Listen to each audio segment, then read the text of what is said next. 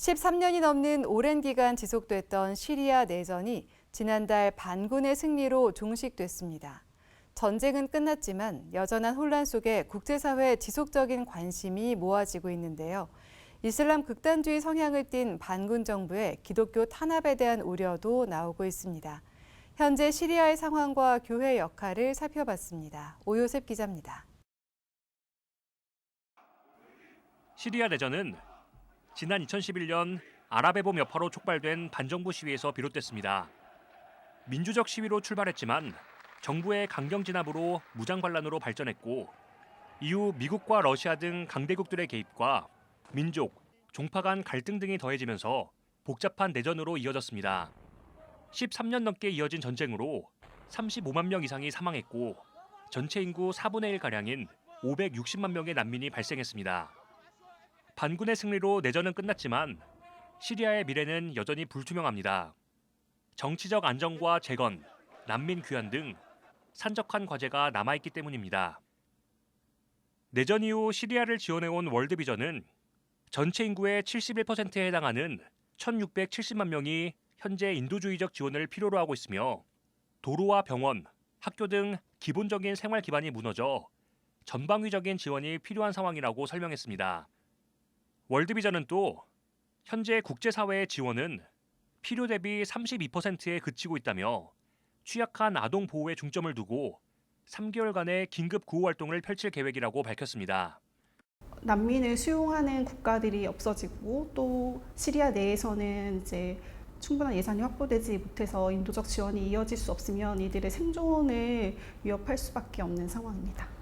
14년 가까이 지속된 분쟁으로 도로, 병원, 전력, 수도와 같은 기본적인 인프라와 생활 필수 시설들이 파괴되고 심각한 피해를 입었기 때문에 시리아 사람들의 일상이 회복될 수 있도록 장기적인 관점에서 지원이 필요한 상황입니다. 한국교회 봉사단도 식량과 식수, 위생, 주거와 관련된 지원 요청이 현지에서 계속 들어오고 있다며 긴급한 재정 지원을 비롯해 일상 회복을 위한 장기적인 재건 지원에 나서겠다고 밝혔습니다. 한교복은 특히 튀르키예 시리아 대지진으로 붕괴된 교회 재건과 이재민 지원을 위한 프로젝트도 지속적으로 전개해 나갈 계획입니다. 현재 진행되고 있는 시리아 교회 재건 프로젝트와 생활 공동체, 신앙 공동체 회복을 위한 프로그램들을 지속적으로 저희들이 해나가려고 계획하고 있습니다. 바울의 신앙과 초기 교회들의 시초가 되었던 그곳을 지키는 것, 이것 또한 굉장히 중요한 일이라고 생각합니다. 한국 오픈도어 선교회는 시리아 땅의 그리스도인들을 위한 기도를 당부했습니다. 오픈도어 선교회는 현재 반군의 주요 세력인 하야트 타흐리르 알샴은 과거 알카에다와 연관되는 등 이슬람 극단주의 성향을 띠고 있다며 향후 기독교인에 대한 억압과 박해가 우려된다고 밝혔습니다. 정권 초기엔 유화적인 정책을 펴더라도 이슬람 관습법인 샤리아법으로 통치할 경우 신앙을 지키는 데 큰 어려움이 따를 것이란 설명입니다.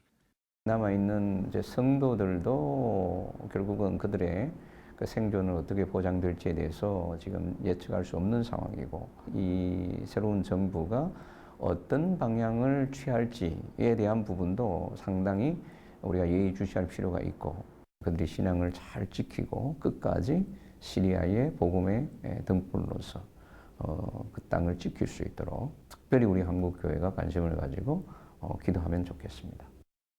오픈도어 선교회는 새 정부가 극단적인 정책을 펴지 않길 바란다며 시리아 교회 지도자들과 남아있는 성도들의 안전과 기독교 공동체 회복을 위해 함께 기도해달라고 요청했습니다.